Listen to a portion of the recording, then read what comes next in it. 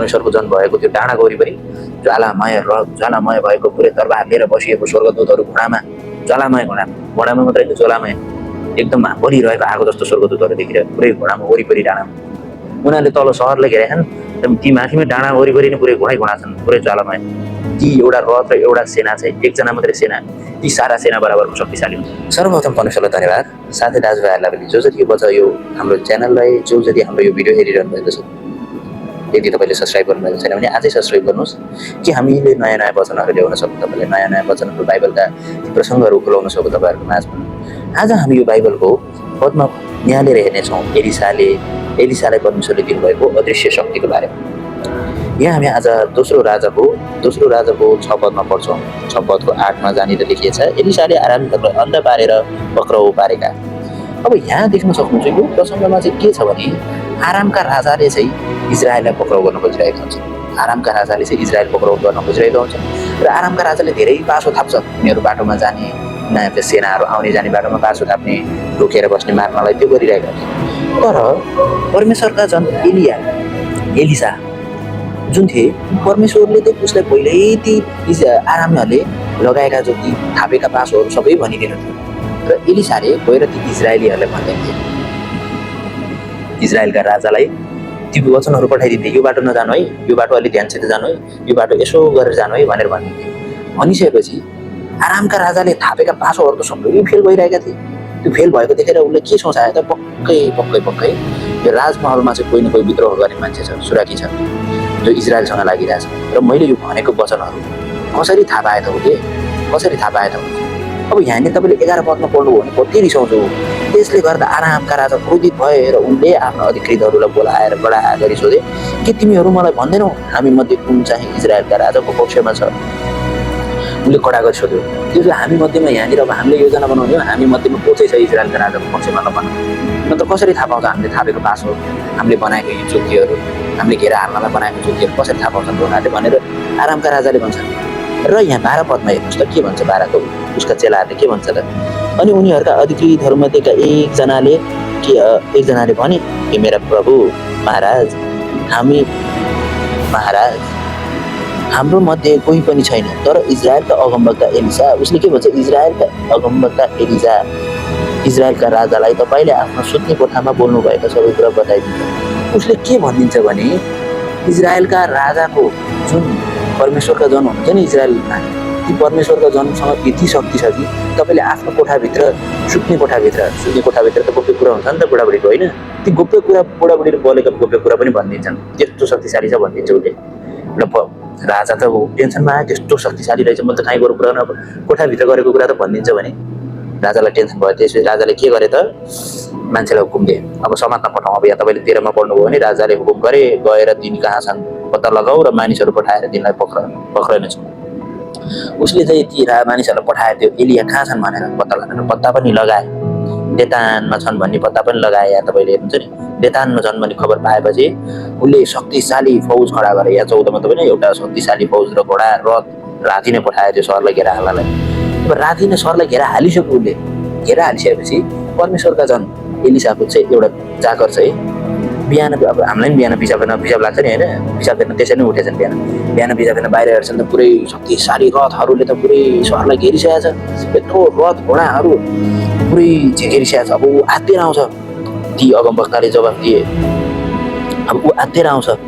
आत्तिएर आएपछि त उसले सोध्छ ए प्रभु हामी के गर्ने अब। त्यसका चाकरले आएर आफ्ना मालिकलाई सोधे ए मेरा प्रभु अब हामी के गरौँ। देख्नु नि यहाँ 15 अब हामी के गरौँ। घर आयो त्यतिकै। त्यसपछि अगमवक्ताले के भन्नु त एलिसाले आरामसित भन्नु। ती अगमवक्ताले जवाफ दिए नडराऊ, हामीसँग भएकाहरूभन्दा उनीहरूसँग भएका धेरै कम छन्, उनीहरूसँग भएका भन्दा हाम्रा धेरै छन् भनेर भनिन्छ। अब उनीहरूसँग जति फौज छ ती फौजभन्दा हाम्रा धेरै छन्। अब त्यो अगमवक्ताका चेला पनि चकित परे, हामी अगमवक्ताहरू मात्रै छौँ, अलि जनताहरू छन् परे, अब यहाँ पहिला सुरु लडाएको नै छैन, तर उनीहरूभन्दा हाम्रा धेरै छन् भनेर भन्नुहुन्छ। फेरि केही होला भने त चकित पर्छ, सोच्नै नसक्ने कुरा हो नि। अब हामी पनि त्यस्तै हुन्छौँ नि त, कतै केही गरेर त्यहाँनिर भएका भिडभन्दा हाम्रो धेरै छन् भन्यो भने त हामी पनि जम्नु पर्छ। अब उसलाई के भन्छ त एलिसाले, तब एलिसाले के भनेर प्रार्थना गर्नु चकित पऱ्यो। तर एलिसाले के भनेर प्रार्थना गर्नु पर्छ हेर्नुहोस् त यहाँ 17मा तब एलिसाले यसो भनेर प्रार्थना गरे, हे प्रभु यसको आँखा खोलिदिनुहोस्। र हेमाथि हेर्नु भने यसले देखोस्। तब एलिसाले प्रार्थना गरे, यसको आँखा खोलिदिनुहोस्, परमेश्वर यसको आँखा खोलिदिनुहोस्, यसले देखोस् के चाहिँ रहेछ भनेर देखोस्, मैले भनेको वचनको अर्थ चाहिँ के रहेछ भनेर देखोस्। तब यहाँनिर हेर्नु, तब परमेश्वरले त्यसका चाकरको आँखा खोलिदिनु भयो र त्यसले एलिसाका वरिपरिका डाँडाहरू, अग्निमय घोडाहरू र रथहरूले भरिएका देखे। अब यहाँनिर तपाईँले पढ्नुभयो भने पाउनुभयो नि, देख्नुभयो नि है, 17मा के भनेको छ, उसको आँखा खोलिदिनुहोस् भनेर एलिसाले प्रार्थना गर्ने परमेश्वरले उसको आँखा नै खोलिदिनु भयो। खोलिदिनु भएपछि के देख्यो त, वरिपरि परमेश्वरको जन्म भएको त्यो डाँडाको वरिपरि ज्वालामय भएको पुरै दरबार लिएर बसिएको स्वर्गदूतहरू घोडामा, ज्वालामय घोडामा मात्रै ज्वालामय एकदम बलिरहेको आगो जस्तो स्वर्गदूतहरू देखिन्छ पुरै घोडामा वरिपरि डाँडा। उनीहरूले तल सहरले घेरेका छन्, एकदम ती माथिमा डाँडा वरिपरि नै पुरै घोडा छ, पुरै ज्वालामय। ती एउटा रथ र एउटा सेना चाहिँ एकजना मात्रै सेना, यी सारा सेना बराबरको शक्तिशाली।